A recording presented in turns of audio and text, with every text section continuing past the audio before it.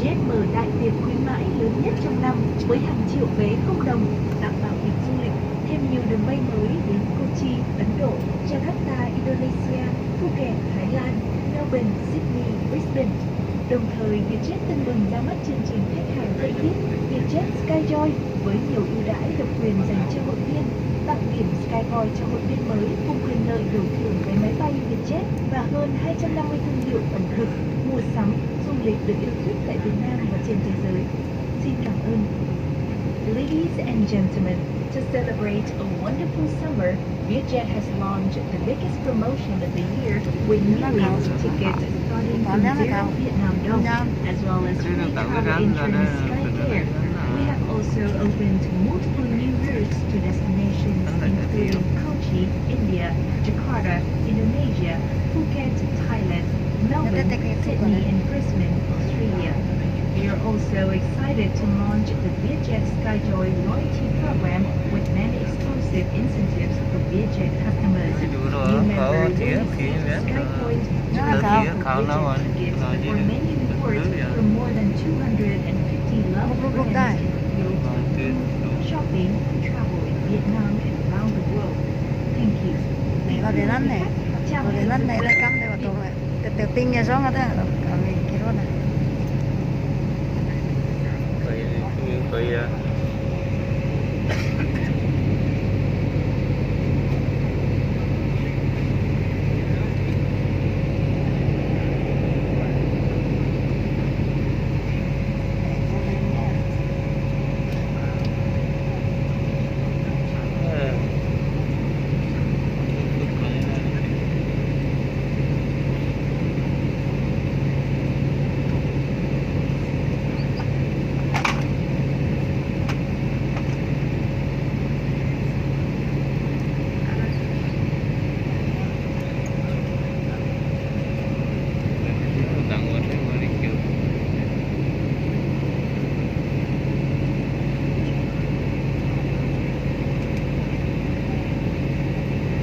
Mới đây thôi này ý mọc đây là rung nên ta rung là cửa sau này ta rung rồi nè cái thứ nè rồi tới lúc sáng mình ta lung tâm chiều ta rung nè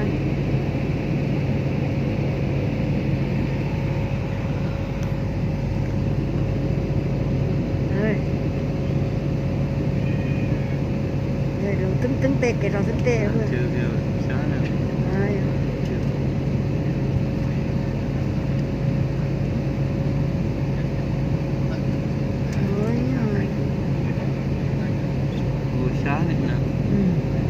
chưa được phổ sáu đi phổ với cái mốc cái tổ bị phổ cái lúc nữa bạn nó ta khen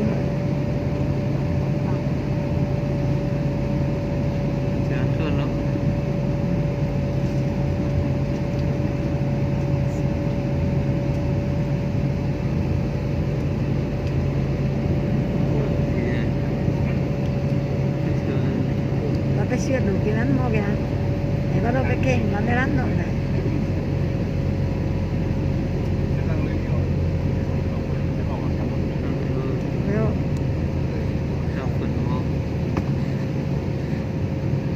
khám nữa cả tóm mua quay nó tính được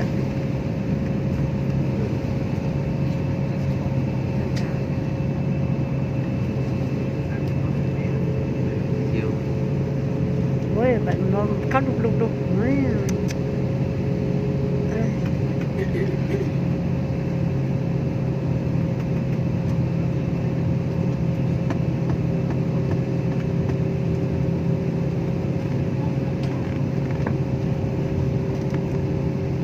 chứ em rồi mong nó hút nước được đâu chứ cái này chưa phía đây mình làm nó khó đến rồi chứ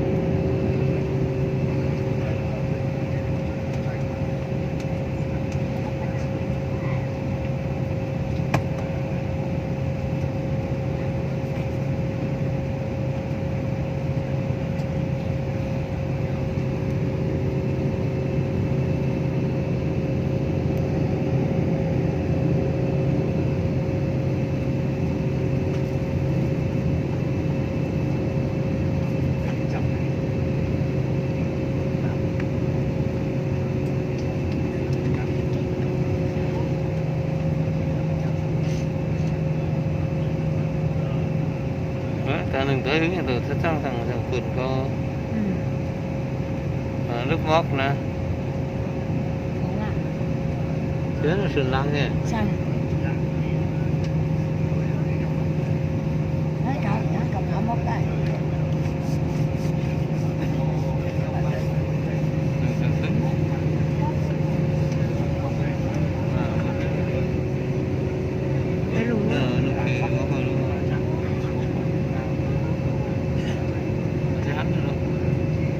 từng đấy đó, cái lưng quạt từng đấy là chán lại thả các bạn ở sườn nữa.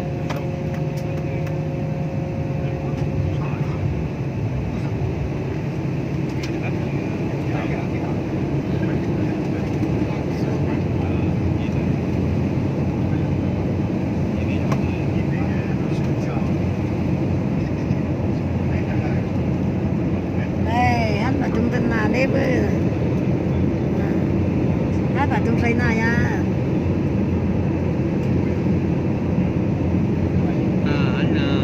trung xây này à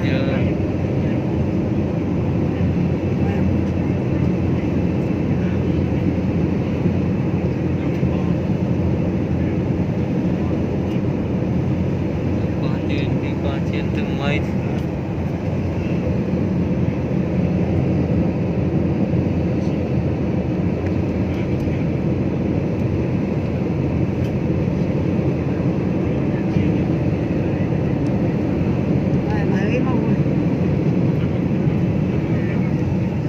màu trứng nhà tiện đấy đúng rồi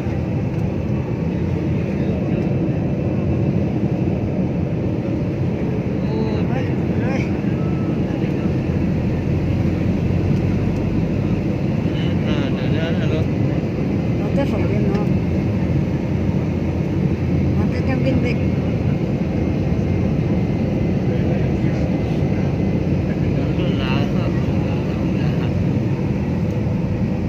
lương cái lươn nâng nó không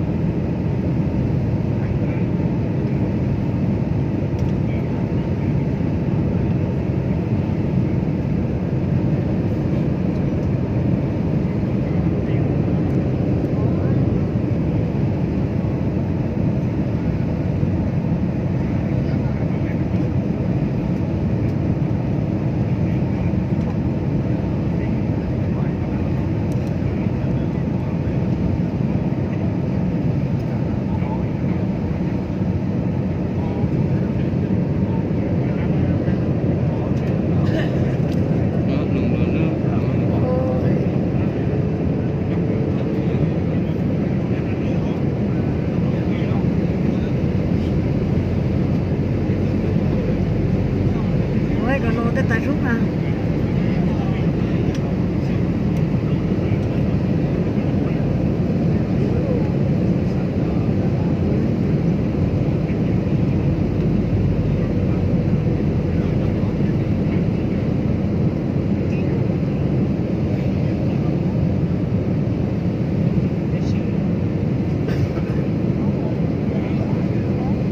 ôi như thì có bà xây bà dán tới tay nó bắt rút nước bắt tới tay kẹn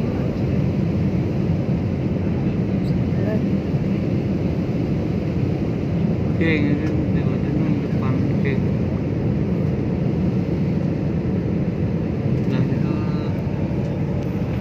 itu lampin di nung dia keng apik nung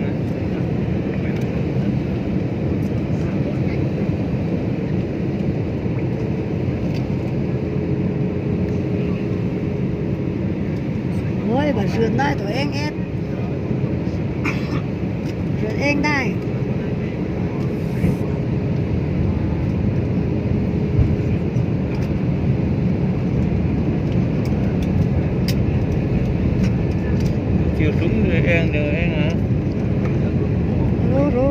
chế bà sườn này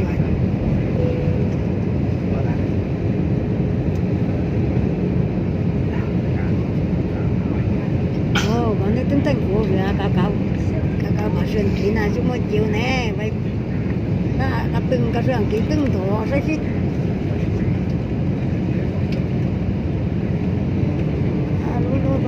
Cabin crew be seated for landing. chiều ta sẽ thấy em mà tôi chết cái đều á Máy bay sẽ hạ cánh trong vài phút tới đây. Một lần nữa, quý khách vui lòng kiểm tra và cài chặt dây an toàn. Xin cảm ơn. Ladies and gentlemen, we will be landing in a few minutes. Once again, please check that the seatbelt is firmly fastened. Thank you.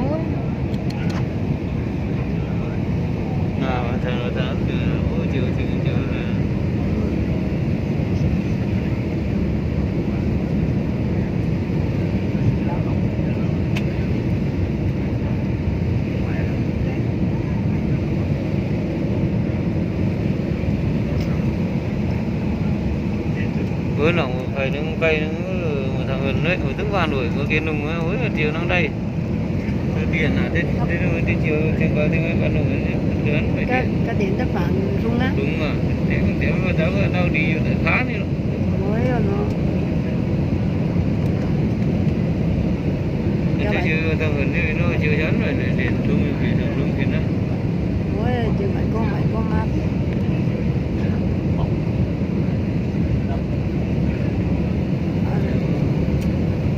tất cả hãng bạn phải chấp cái gì bạn phải chấp thắng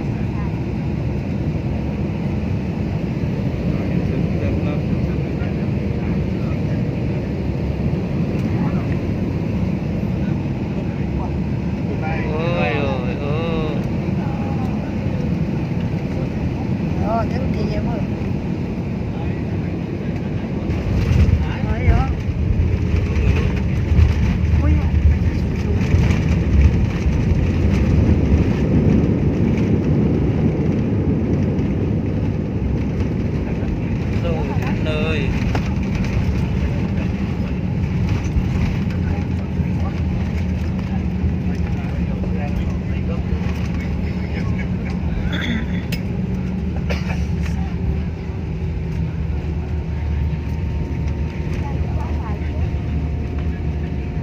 Thưa quý khách, máy bay vừa cánh xuống sân bay Buôn Ma Thuột. Giờ địa phương bây giờ là 7 giờ 55 phút với nhiệt độ bên ngoài vào khoảng 25 độ C. Quý khách vui lòng vẫn ngồi yên tại chỗ với dây an toàn được cài chặt và không mở hộp hành lý cho tới khi máy bay dừng lại hẳn và đèn hiệu cài dây an toàn được tắt.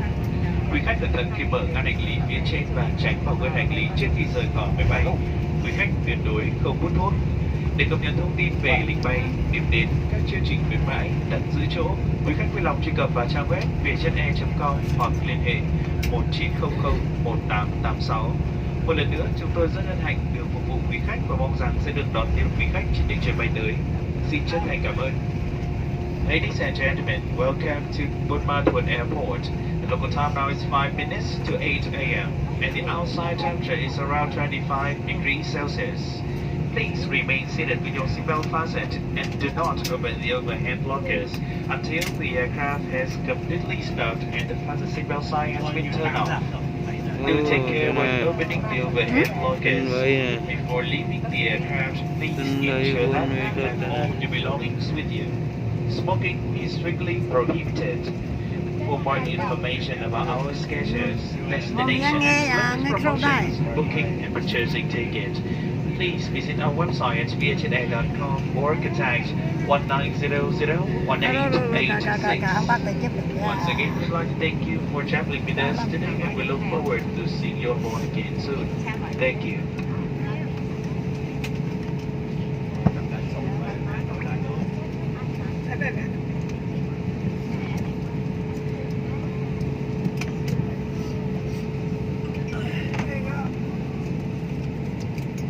Ôi giờ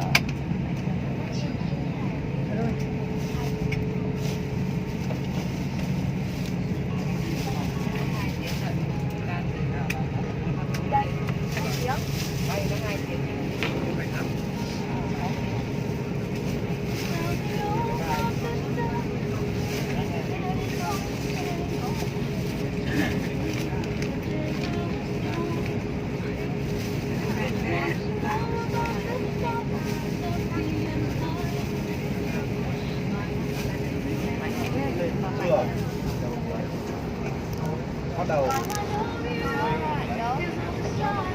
Ừ. Vừa không.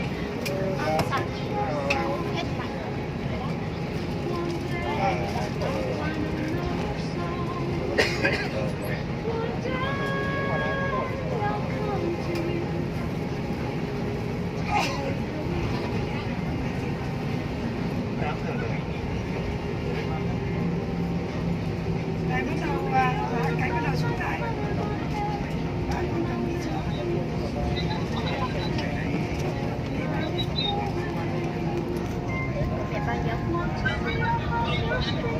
Bây giờ bắt đầu xuống. Thỏa xuống. Không là không thấy đâu. Nhưng mà anh thấy nó là nhiều. Anh say không? Cái à? Trên đảo rồi.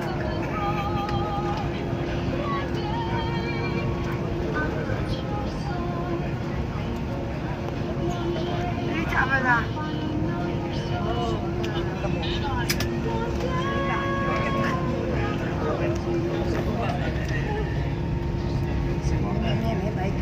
Đâu nhá.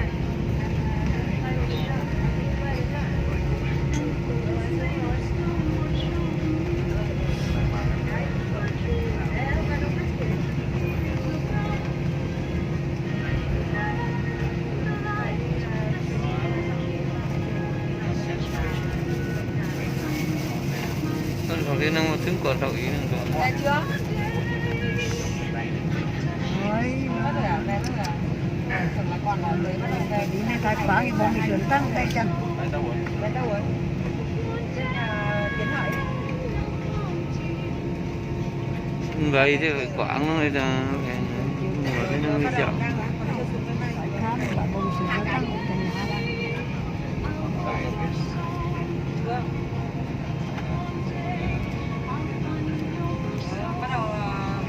Bắt đầu máy bay nó chạy.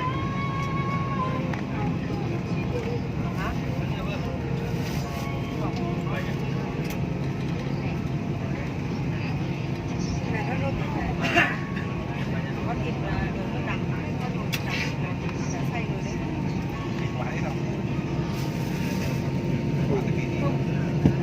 Lươn gà.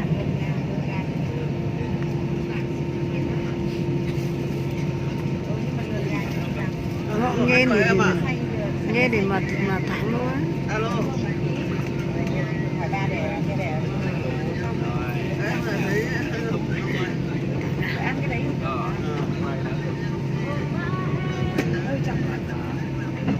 Do these arms line then cross check.